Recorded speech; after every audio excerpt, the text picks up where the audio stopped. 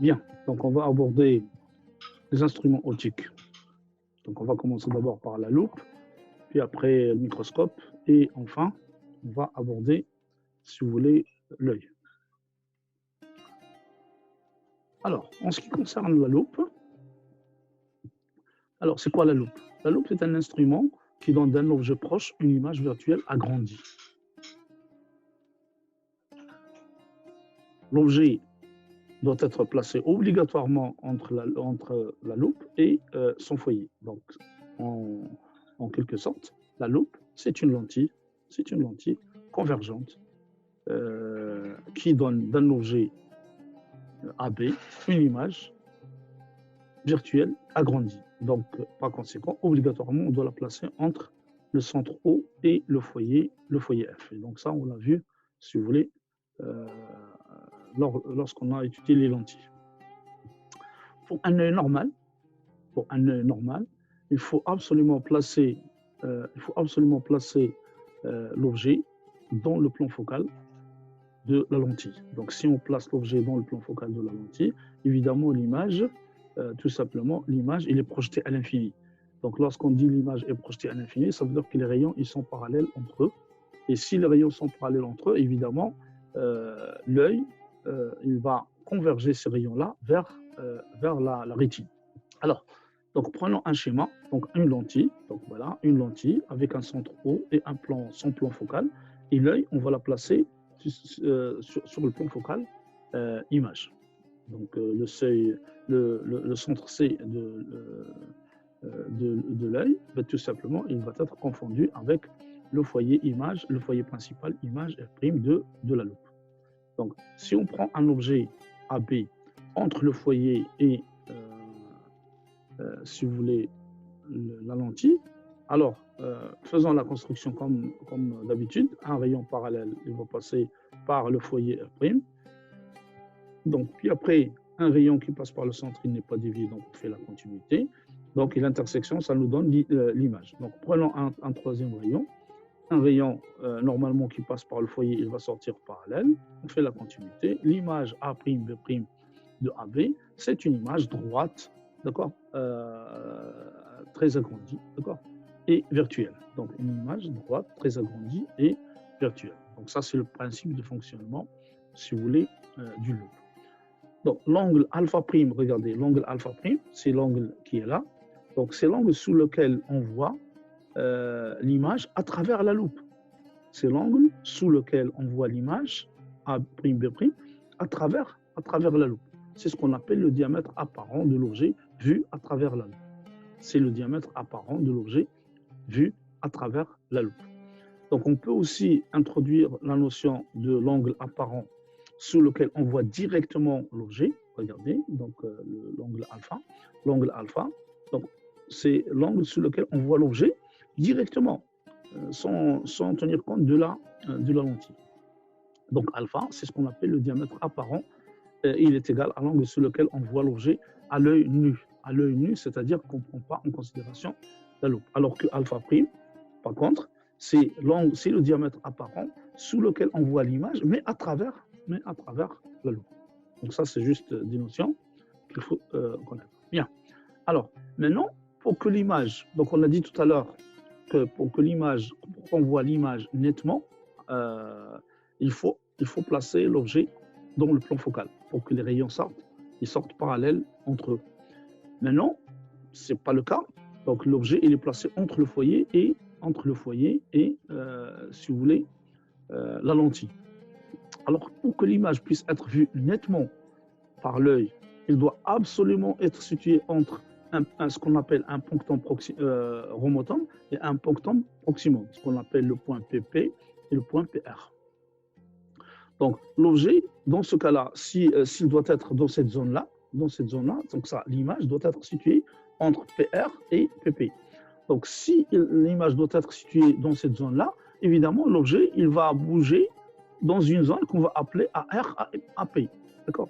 Donc, l'objet ne pourra pas se déplacer qu'entre deux positions AR et AP, qui sont respectivement le conjugué de PP et de PR. C'est-à-dire que AR, c'est l'objet, son image, c'est PR.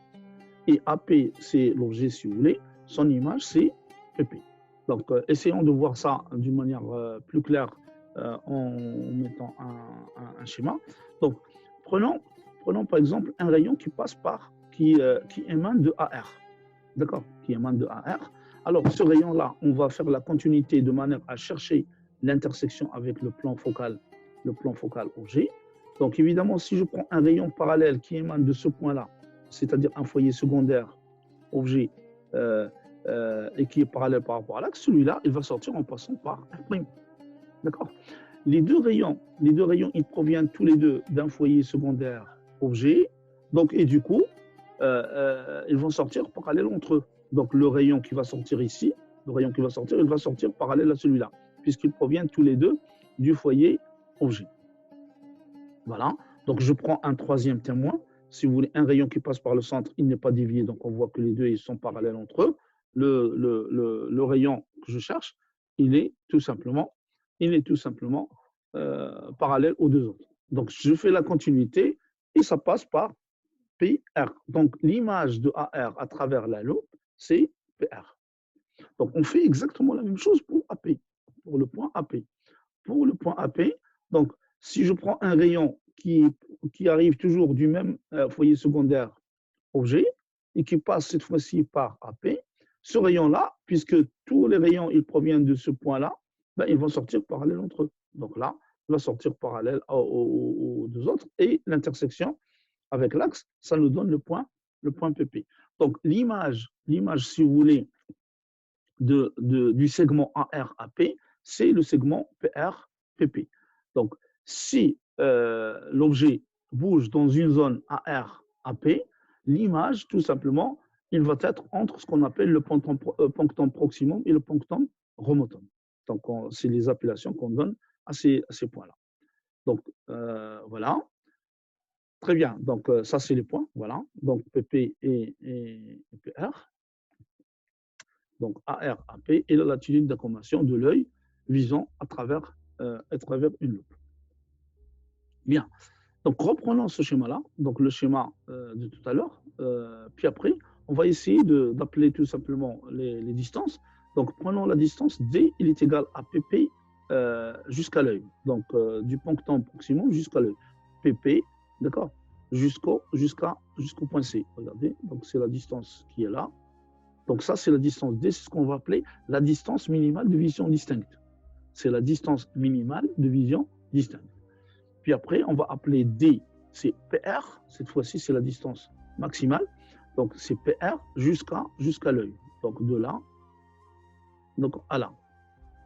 Donc, D, c'est ce qu'on appelle la distance maximale de vision distincte. D'accord?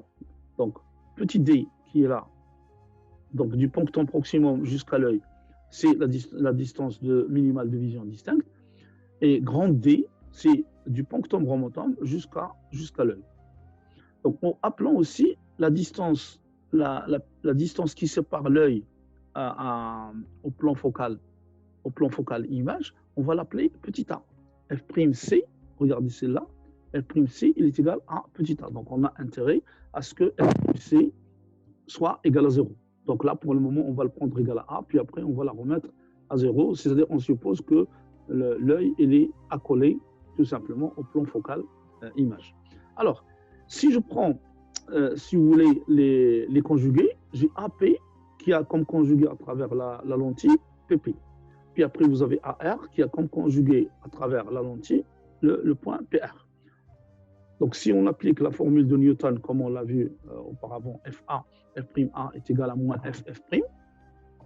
Donc, pour le premier, ça va nous donner FAP, PP' est égal à moins FF'. Et pour le second, pour le deuxième, FAR, F'PR est égal à moins FF'. Donc, par conséquent, pour le premier, je vais extraire FAP. FAP est égal à FF' sur D moins A.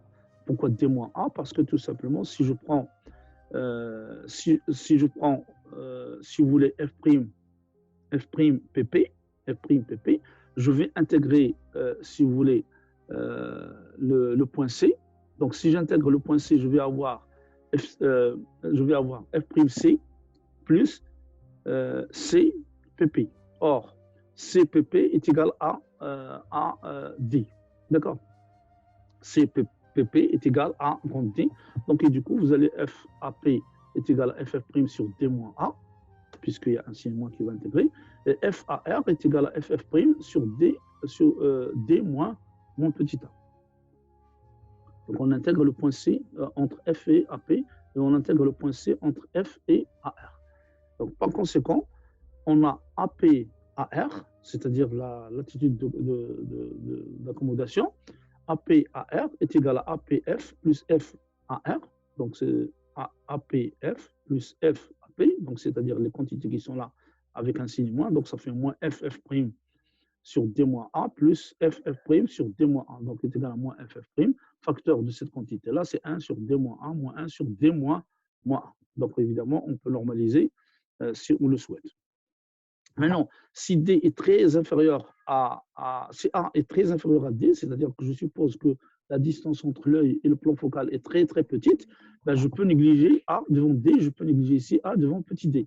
Donc, et du coup, je peux avoir la latitude d'accommodation APAR est égale à moins FF', 1 sur grand D moins 1 sur petit d. Ou bien elle est égale à A, ce qu'on va appeler A, fois FF'. Donc, par conséquent, FF', c'est-à-dire avec A, c'est ce qu'on appelle l'amplitude dioptrique d'accommodation. A, dans ce cas-là, il est égal tout simplement à 1 sur petit d moins 1 sur grand D.